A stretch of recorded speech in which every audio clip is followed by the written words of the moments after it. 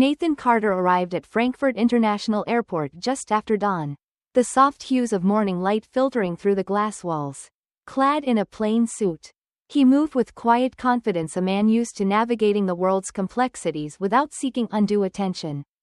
As he approached the check-in counter, he handed over his business class ticket with a polite smile.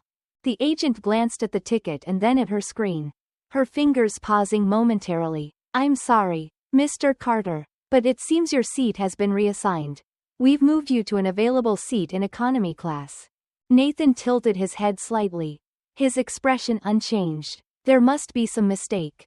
I booked this flight months ago." "Business class." "Confirmed." The agent's smile was as tight as the knot in her navy blue scarf. "Unfortunately, the business class cabin is full. I apologize for the inconvenience." For a moment, Nathan said nothing. He was no stranger to inconvenience, especially of this kind. He looked past her to the busy terminal, where travelers bustled about, clutching passports and coffee cups. He could feel the weight of her gaze, the unspoken assumption that he should accept this without complaint. "Very well," he said finally, his voice measured. "Please issue the revised ticket." The agent seemed relieved, though she avoided meeting his eyes as she handed him a new boarding pass. "Enjoy your flight," she said with a practiced cheerfulness that barely masked her discomfort. As he walked away, Nathan glanced at the seat assignment 34E. Middle seat. He sighed inwardly but maintained the composed exterior he'd cultivated over decades of service. This was not a battle worth fighting. Not here, not now. The boarding process was predictably chaotic, with passengers jostling for overhead space and murmuring their frustrations. Nathan moved through the aisle, his broad shoulders brushing against seatbacks, until he reached his row. The middle seat was flanked by a young man engrossed in his phone and an elderly woman adjusting her travel pillow. Both glanced up briefly as he settled into the narrow space, offering polite but perfunctory nods. The overhead announcements droned on about safety procedures, their familiar cadence providing a background hum to Nathan's thoughts. He noticed the flight attendants moving briskly through the aisles, their smiles more mechanical than genuine. In business class, just a few rows ahead, he could see empty seats scattered among the well-dressed passengers sipping orange juice and scrolling through tablets. Nathan adjusted his seatbelt and leaned back, closing his eyes. He could feel the silent indignity of the situation pressing against his chest, not for himself, but for what it represented. A man of his accomplishments, his sacrifices, relegated to the margins with an ease that spoke volumes. It was not the seat itself that stung, but the ease with which such decisions were made. The young man beside him turned slightly, breaking Nathan's thoughts. "Long flight, huh?" he said, his tone casual. Nathan opened his eyes and offered a faint smile. "Not my longest." The conversation didn't continue, and that suited Nathan just fine. He had learned long ago the value of silence, of observing rather than speaking. As the plane taxied to the runway, he gazed out the window, the airport fading into the distance, above the hum of the engines. He thought about the journey ahead, not just to New York, but through the ever-complicated landscape of modern life.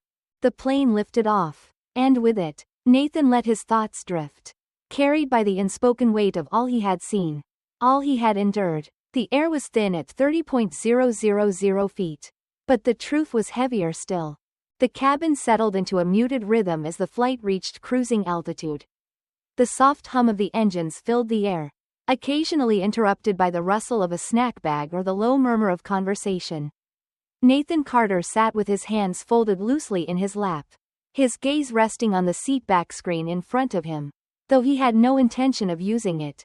The young man to his left had plugged in headphones and was nodding along to music, while the elderly woman to his right carefully peeled an orange she had brought from home. The scent of citrus lingered in the stale cabin air, a small reminder of simpler things.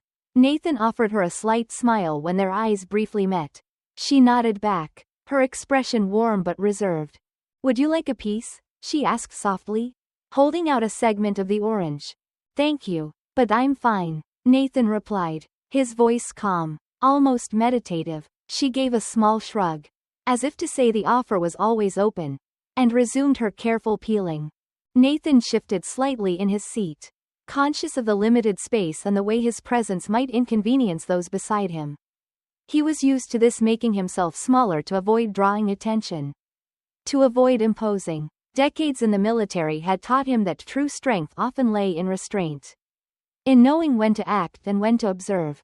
As a flight attendant approached, her cart rattling in the narrow aisle, Nathan noticed how her demeanor shifted as she moved between rows. Her smiles grew broader and her tone more deferential as she addressed the passengers in business class, where champagne flutes glinted under soft lighting.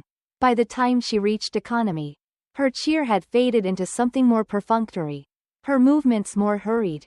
"Coffee? Tea?" she asked. Her voice clipped as she glanced down at Nathan and the others in his row. "Coffee, please," Nathan said, his tone neutral. She handed him a small cup without meeting his eyes, her attention already moving to the next passenger. He watched her retreat up the aisle, back toward the more comfortable section of the plane, where her steps seemed lighter, her words more deliberate. The elderly woman beside him shook her head slightly.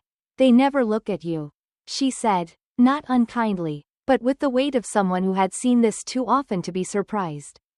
Nathan turned toward her, studying her face for a moment before responding. "No, they don't," he said evenly. It wasn't an indictment, just an acknowledgement of a quiet truth.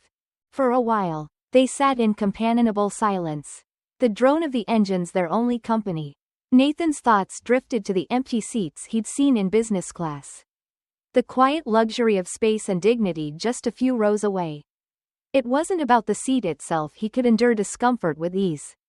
But it was the principle, the way decisions were made with such casual disregard, how value was ascribed so unequally, so instinctively. He thought of his years in the military, of the men and women he had led and the sacrifices they had made. How many times had he watched them fight for ideals that were unevenly distributed in practice? How often had he heard words like equality and justice invoked, only to see them bent under the weight of convenience and prejudice? The young man beside him stretched, pulling off his headphones. "Crazy how cramped it is back here," he said, not looking at anyone in particular. Nathan glanced at him, offering a slight nod. "It is. You'd think they'd figure out how to make it better," the man continued, oblivious to the deeper resonance of his words. Nathan didn't reply. He knew better than to expect simple answers to complex problems. Instead, he sipped his coffee, lukewarm and bitter, and let the moment pass. The plane shuddered slightly as it hit a pocket of turbulence. Around him, passengers tightened their seatbelts and glanced toward the overhead bins. The elderly woman beside him placed a steadying hand on her tray table, her fingers thin but strong. Nathan turned to her. "Are you all right?" She looked at him with quiet confidence. "I've been through worse." Nathan allowed himself a small smile. "Haven't we all?" The turbulence passed quickly, but the unease it left lingered in the air. Nathan leaned back in his seat, closing his eyes and letting the rhythmic hum of the engines lull his thoughts. Somewhere in the distance, a child laughed, the sound incongruous but comforting. Here, in this cramped space among strangers, the world felt small and immense all at once. Nathan let out a slow breath, the quiet tension of the moment settling into his bones. There was nothing to do now but wait and observe. The cabin lights dimmed slightly as the flight attendants moved about with rehearsed efficiency, preparing for the mid-flight meal service. Nathan Carter remained in his seat, his hands resting lightly on the armrests as he observed the quiet choreography around him. The air felt heavier now, not with tension but with a subtle awareness shared among the passengers, a collective sense that they were all in this confined space together, but not entirely equal.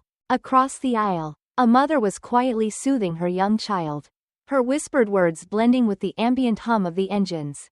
The elderly woman beside Nathan folded her hands neatly in her lap, her eyes closed as though lost in a memory or prayer.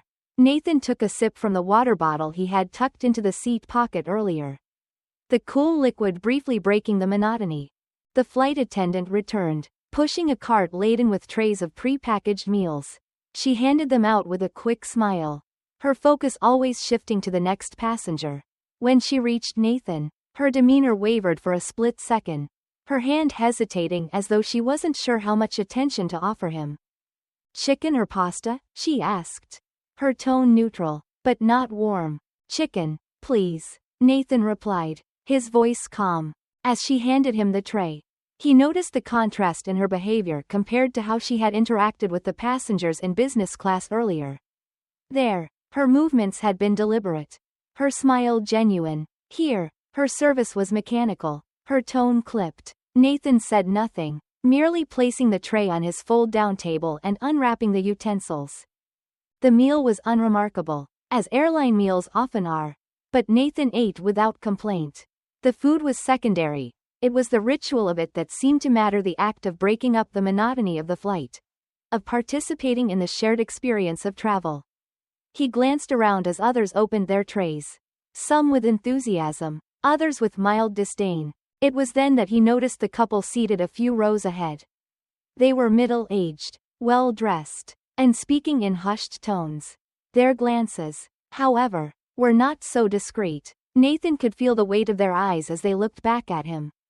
Their expressions unreadable but not neutral. He held their gaze briefly, offering a polite nod. They quickly turned back around, their conversation resuming in an even softer murmur.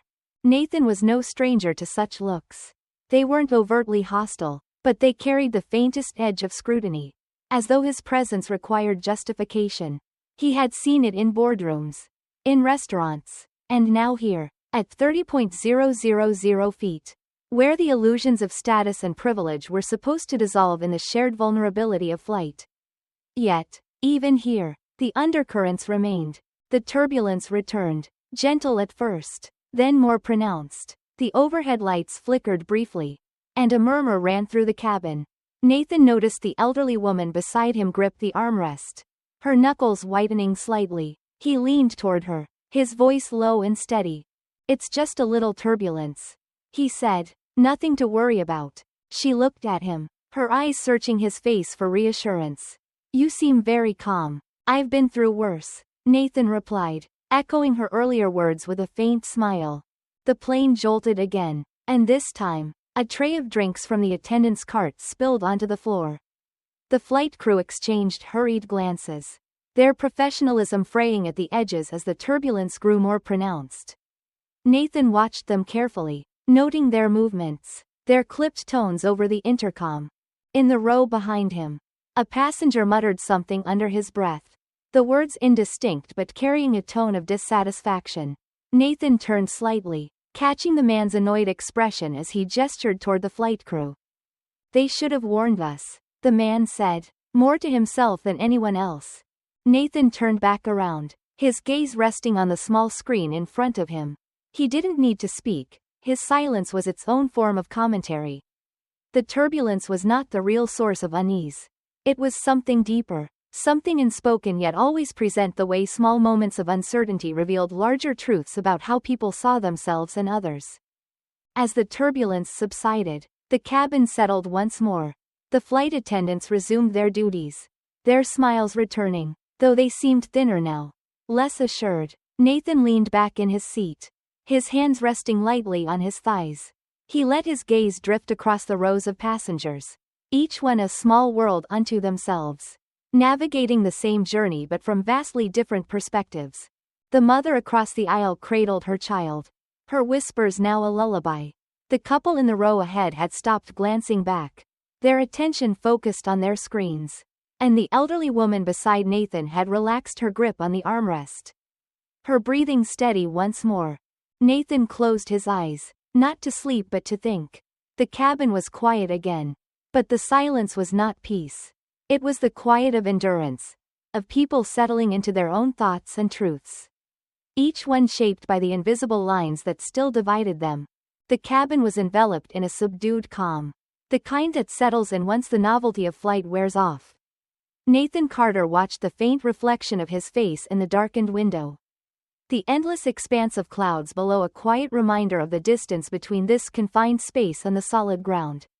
Around him, the rhythms of the flight carried on, a flight attendant refilling coffee cups, the soft rustle of a newspaper, the occasional cough breaking the monotony. But the quiet was fleeting. The lights flickered once, Then again, the overhead bins rattling faintly as the plane lurched.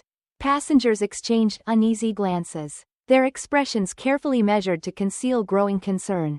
The captain's voice came over the intercom, steady but slightly strained. "Ladies and gentlemen, we've encountered a patch of turbulence. Please remain seated with your seatbelts fastened. We'll update you as soon as possible."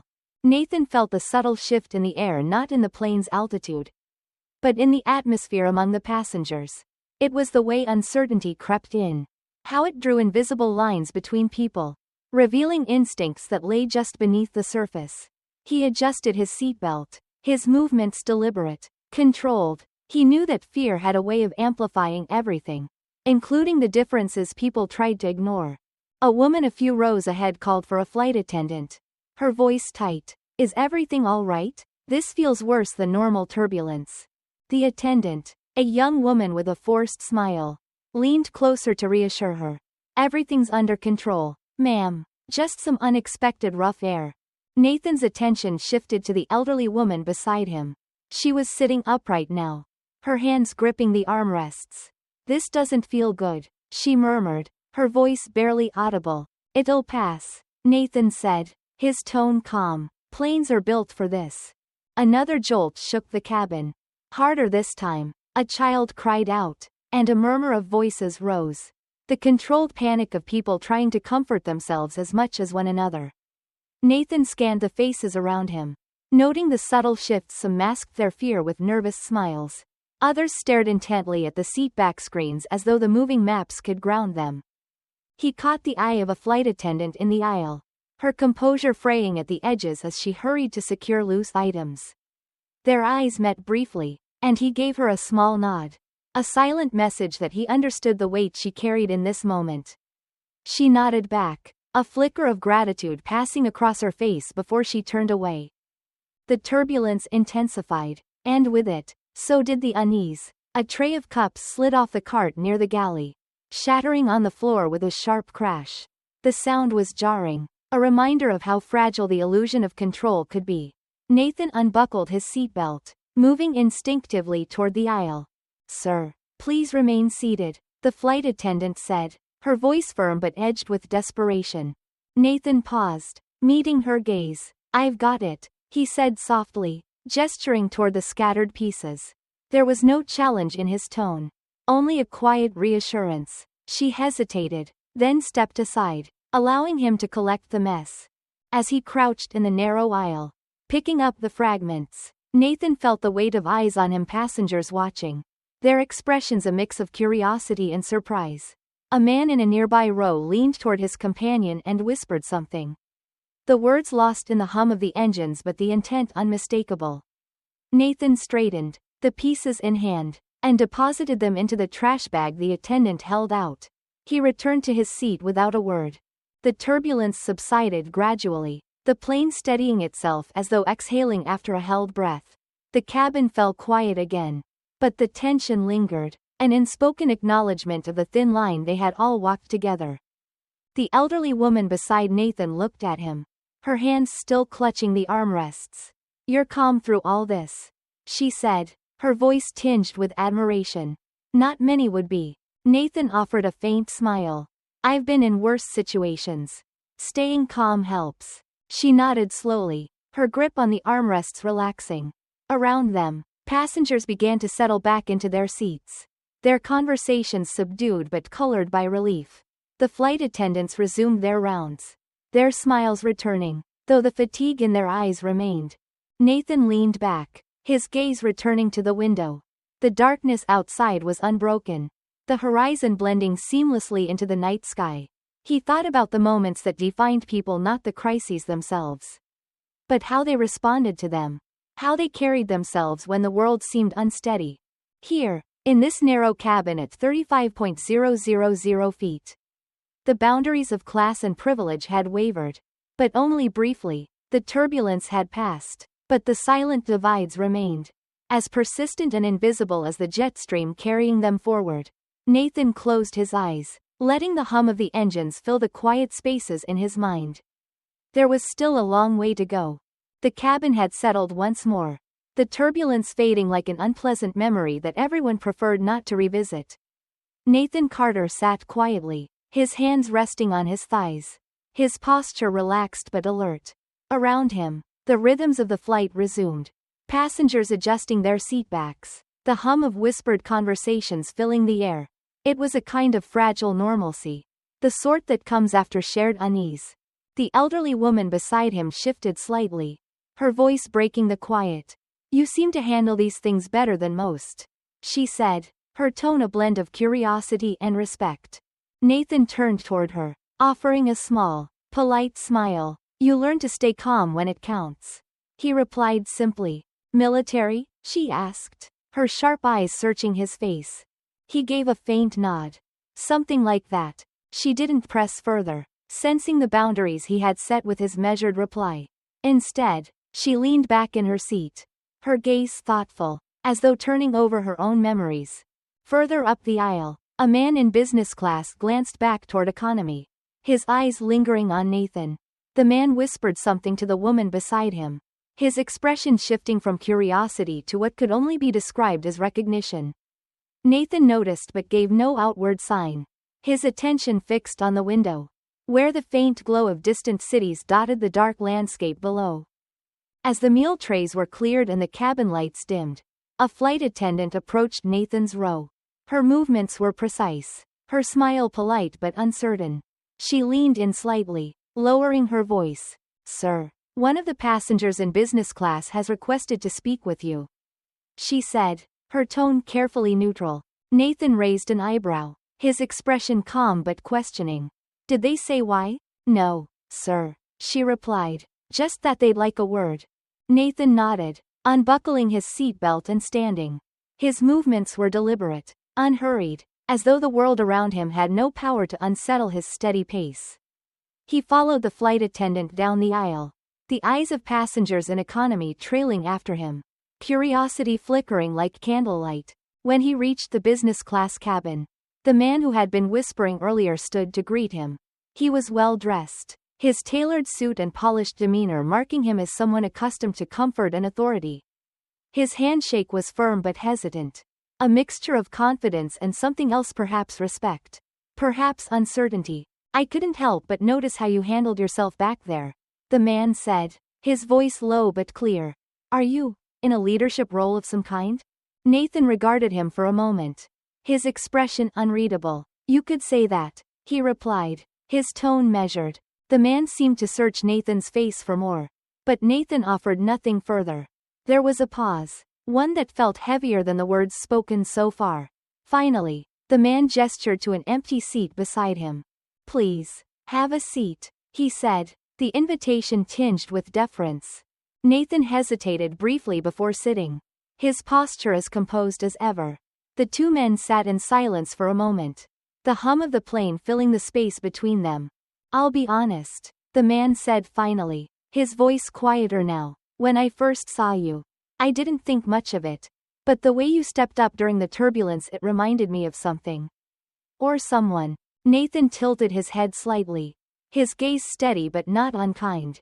"And who might that be?" The man hesitated, as though weighing his words.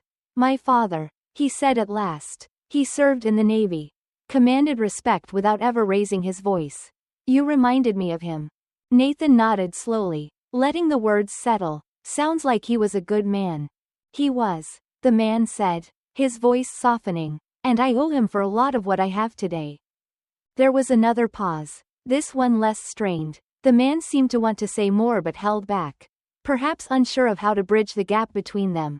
Nathan stood, his movements deliberate. "Thank you for your kind words," he said, extending his hand once more. "I hope the rest of your flight is smooth." The man shook his hand firmly, a flicker of something unspoken passing between them, respect, perhaps, or recognition of a shared humanity that too often went unacknowledged. As Nathan made his way back to his seat in economy, he felt the weight of the passengers' gazes again. Some curious, others thoughtful. He sat down quietly, his expression unchanged, his demeanor steady. The elderly woman beside him glanced at him, her eyes questioning but kind. "Everything all right?" she asked. "Yes," Nathan said simply, his voice calm. Everything's fine. The cabin lights dimmed further as the flight entered the final stretch of its journey. Around him, passengers settled into quiet conversations or leaned back into restless sleep. Nathan closed his eyes, the steady hum of the engines filling his thoughts. Recognition was a strange thing. He thought. Sometimes it was immediate, a spark of connection that needed no words. Other times, it came slowly, shaped by actions and the quiet dignity of how one carried themselves. Here, at 35,000 feet, surrounded by strangers, Nathan reflected on the moments that defined people, not the titles they held or the seats they occupied, but the choices they made when it mattered most. The soft chime of the intercom roused the cabin as the captain's voice broke through the hum of the engines. Ladies and gentlemen, we're beginning our descent into New York's JFK Airport. Please return to your seats and ensure your seatbelts are fastened. Flight attendants, prepare for landing. Nathan Carter adjusted his seatbelt with practiced ease, his movements calm and deliberate. The elderly woman beside him glanced out the window, where the first lights of the city began to twinkle against the deep blue of the horizon. She turned to Nathan with a faint smile. Almost home. Nathan nodded, his face serene. Almost. The cabin stirred with quiet anticipation as passengers stowed their belongings and prepared for the landing. The child across the aisle clutched a stuffed animal, his mother murmuring soft reassurances. Behind Nathan, a man stretched his neck, muttering something about needing to stand as soon as they touched down. It was a scene Nathan had witnessed countless times, a mix of relief, impatience, and the shared understanding that, for all their differences, they were about to arrive at the same place. As the plane descended, the faint vibrations of the engines shifted, and a gentle turbulence returned, causing the overhead bins to rattle. Nathan glanced at the flight attendants. Their professional smiles intact but their movements quick, precise. They moved through the aisles one last time, checking seat belts and securing loose items. One paused at Nathan's row, her gaze lingering for a brief moment.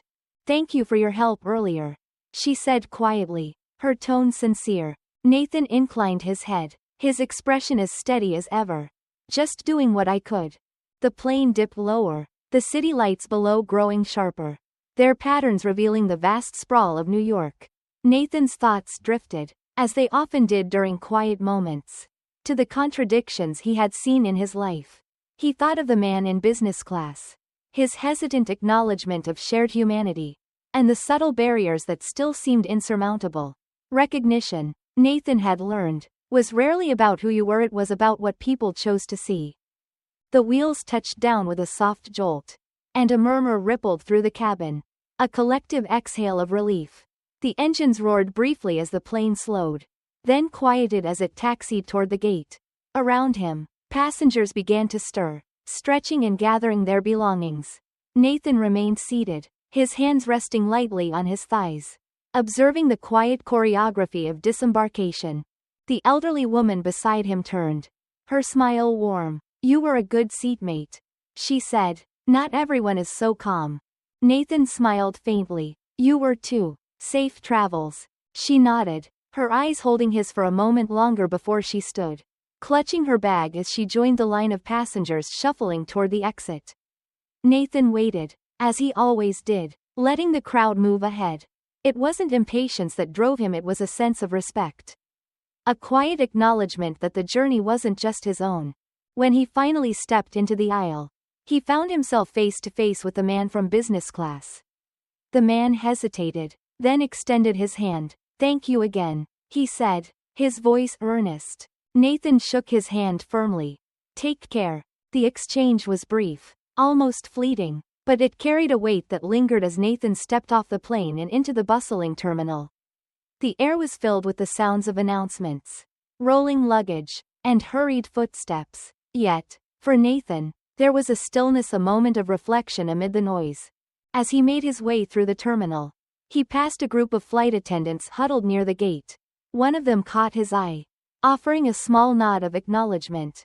Nathan returned it, his expression steady. He knew the flight crew had likely been briefed on his identity by now. It always happened eventually. He didn't linger. Instead, he walked toward the exit, his steps measured, His thoughts clear. He had no interest in special treatment. No desire for apologies or empty gestures. What mattered to him was something deeper. Something harder to achieve, a world where dignity was not an exception but a norm. Outside, the cool night air greeted him as he stepped into the chaos of the city. Taxis lined up, their drivers calling out to arriving passengers. Nathan paused for a moment, taking in the scene, the convergence of lives and stories, each one unique yet interconnected. This was the world he had fought for, the one he continued to believe in despite its flaws. It was imperfect, often unjust, but it was his to navigate, his to shape in whatever ways he could. And so, with the same quiet determination that had carried him through countless battles, Nathan Carter stepped forward into the night, ready to continue the journey. The waiting area outside the terminal was alive with the familiar rhythms of arrival and departure. Travelers hurried past, their luggage wheels clattering against the tiled floor. Taxi drivers called out to potential fares, and families embraced in joyful reunions. Nathan Carter stood to the side, his duffel bag resting at his feet, observing the scene with quiet detachment. He had always appreciated these liminal spaces, where the boundaries of personal and public lives blurred. Airports, train stations, military bases, they all carried a peculiar energy, a sense of movement that mirrored the passage of time itself. As he waited for his car, Nathan's phone buzzed in his pocket. He pulled it out, glancing at the screen. A text message from an unfamiliar number caught his attention. The sender identified themselves as an airline representative, offering their sincerest apologies for the miscommunication regarding his seating. The message concluded with an invitation to discuss the matter further and a promise of complimentary upgrades for future flights. Nathan stared at the words for a moment, then returned the phone to his pocket. There was no need to respond. Apologies offered after the fact rarely addressed the core of the issue. They were band-aids on wounds that ran much deeper, on systems that perpetuated inequality in ways both overt and insidious. A soft voice pulled him from his thoughts. "Mr. Carter?" He turned to see a young man in a neatly pressed uniform, his badge identifying him as a member of the airline's executive services team. The man's posture was upright, his expression a mix of professionalism and unease. "I wanted to personally apologize for the inconvenience you experienced during your flight," the man said. "We only realized after landing who you are. And I assure you, this was never our intention." Nathan studied him for a moment, his face calm. "And who do you think I am?" the man faltered, his confidence wavering. "Well, sir, we understand you're a decorated military officer, a lieutenant general. If I'm not mistaken, it's an honor to have you fly with us." Nathan nodded slowly, his expression thoughtful. "You're correct, but I wonder, would this conversation be happening if I weren't?" The question hung in the air between them, unspoken truths pressing against its edges. The man's eyes shifted, and for a moment, he seemed at a loss. "Sir, I can only apologize on behalf of the airline."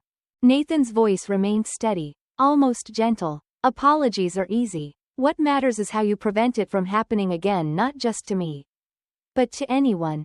The young man's shoulders stiffened, as though he were bracing himself. "I understand, sir. I'll make sure your feedback is passed along."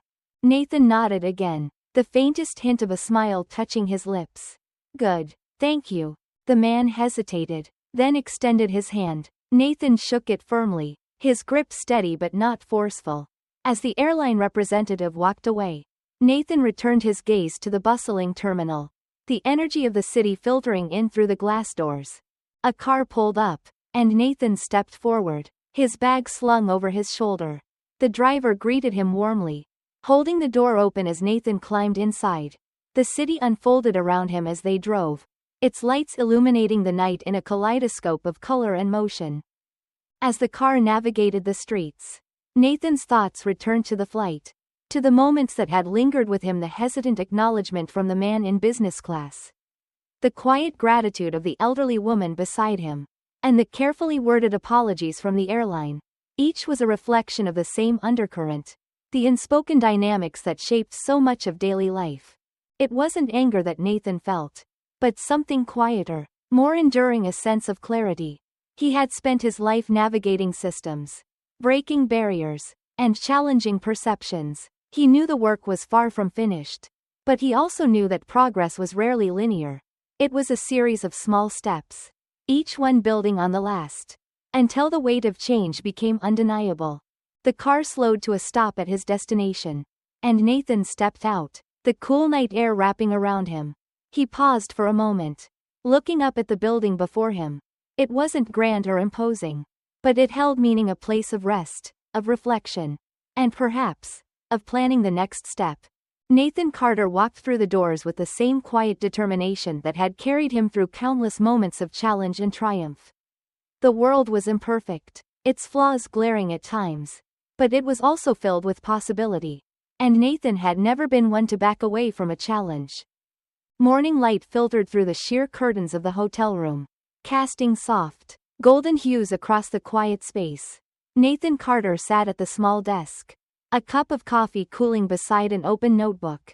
His pen moved deliberately, the steady rhythm of his writing a stark contrast to the bustle of the city outside. He wrote not for anyone else, but for himself, a habit formed during years in the military when solitude and reflection were rare commodities. His thoughts flowed onto the page, capturing the essence of the journey he had just undertaken. The flight lingered in his mind, not for its discomfort or turbulence but for what it revealed. It was a microcosm of the world he had known for decades, a world where assumptions dictated behavior, where status and perception held sway over fairness and dignity. He had faced these challenges before, but each encounter still carried its weight. Nathan paused, his pen hovering over the page. The knock at the door interrupted his thoughts. He rose, crossing the room with the same quiet purpose that defined his movements, and opened the door to find a courier holding a slim envelope. "Mr. Carter?" the young man asked, his voice tentative. "Yes," Nathan replied, his tone calm. The courier handed him the envelope, nodded politely, and disappeared down the hallway. Nathan closed the door, returning to the desk where he opened the envelope carefully. Inside was a letter bearing the airline's logo, along with a handwritten note from one of the senior executives. The letter expressed apologies once again, along with assurances that appropriate measures were being taken to ensure future passengers would not experience the same treatment. The handwritten note was more personal, acknowledging Nathan's patience and leadership during the flight and offering gratitude for his service to the country. Nathan set the letter aside, his expression unreadable. He appreciated the sentiment, but he knew such words often remained just that, words. It wasn't malice that perpetuated these moments, but something more insidious: complacency.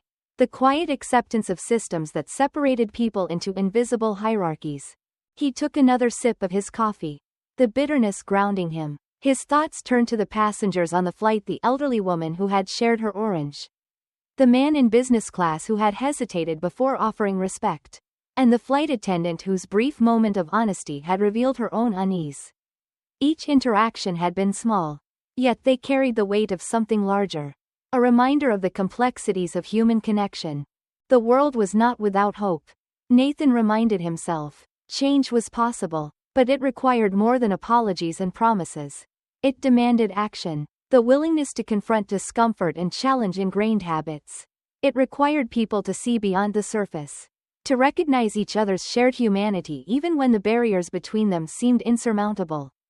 As he folded the letter and set it back in the envelope, Nathan felt no anger, only resolve. He had spent his life navigating spaces where he wasn't expected to thrive, carving paths through resistance with quiet strength and dignity. This was just another moment in that journey. He picked up his pen again, his hand steady as he returned to his notebook. His words flowed with purpose now, not as a record of past events but as a reflection on what they meant and how they could inform the steps ahead. He wrote of the small victories, moments of recognition, glimpses of understanding, and of the work that still remained. The notebook was nearly full when Nathan set it aside, his gaze falling to the city skyline visible through the window. The sun was higher now, its light illuminating the buildings in sharp relief. The day stretched before him, full of possibility and challenge. Nathan Carter rose, his movements deliberate as he gathered his belongings. He had miles yet to go, but he carried with him the quiet certainty that every step mattered. The world was imperfect, But it was also malleable, shaped by those who refused to accept its flaws as permanent. As he left the room, the notebook tucked under his arm, Nathan walked with the same steady purpose that had defined him his entire life. The path ahead was uncertain, but it was his to walk, and he would do so with the quiet strength that came from knowing who he was and what he stood for.